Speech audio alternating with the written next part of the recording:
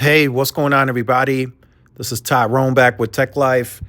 Great article from Mike over at Light Reading. I'll leave a link to it in the description so you guys can check it out. So AT&T could possibly buy more AWS-3 spectrum next year.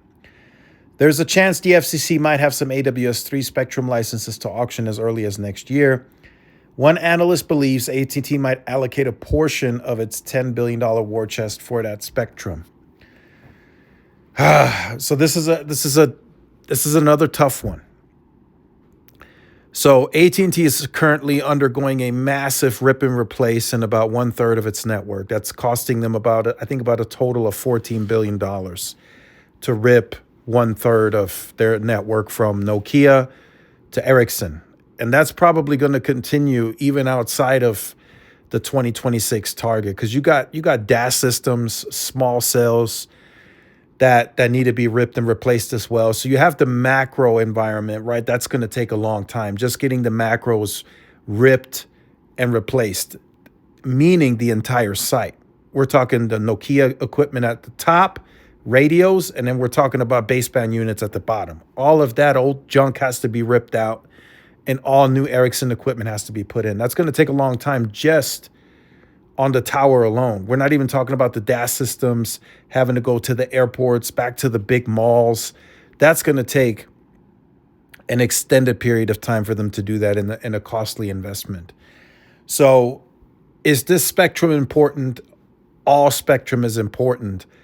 But the fact that this spectrum would only be licensed and available for purchase in Chicago, New York, and Boston, even if you got away with spending only $1 billion, maybe $2 billion, that's still a lot of money that you're investing in just 3 markets. It's a lot. So is this potentially a mistake? That I'll leave that up to you guys in the comments. I want to hear if you think this is a mistake. Just think about it like this. Just think about adding that $1 to $2 billion that you would be investing into spectrum in 3 markets. Imagine adding an additional $1 billion or $2 billion to the capex and deploying densification. I think that'll be far more effective than spending that on spectrum in 3 markets. Just my opinion. But I want to hear from you guys in the comments as well. Like, if this was maybe 50 markets and you'd spend $1 to $2, maybe $3 billion, I'd be like, yeah, go for it. But you're only going to get it in New York, Boston, and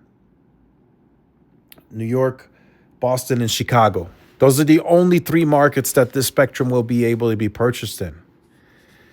So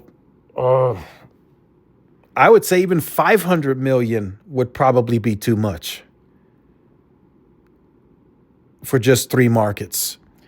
So if I'm AT&T, I would strongly look at the pros and the cons here, and I would say, hey, if I spend 500 million or even $1 billion, am I able to densify to a far greater scale? Like, can I touch maybe, I don't know, 30, 40, 50 markets with densification by spending the amount that I would have to invest in buying spectrum in those 3 markets? And that's just me throwing out a number. I don't know how competitive this bidding will get. AT&T might have to throw $5 billion at it.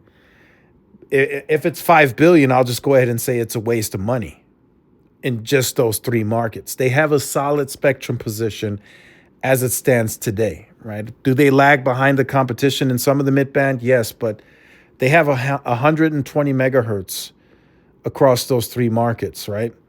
I would rather set that money aside and wait for additional DoD spectrum to be purchased, or to be until they can purchase that spectrum. I would rather wait for that. I think that's the smarter play. Or, like I said, the densification, I think that's the smarter play. I don't think this AWS spectrum is sorely needed if you have to spend billions of dollars for 3 markets. Yes, outside of the billion spent, it's an easy deployment. The radio's already on sites. It's a flip of a switch. I get that part.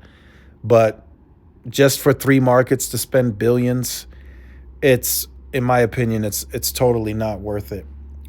But let me know your take and thoughts in the comments. I'll leave a link to this article, as I mentioned, in the description so you guys can check it out. Like, share, subscribe if you're new to the channel. Follow my social media outlets. This is Tyrone with Tech Life. See y'all in the next one. Peace.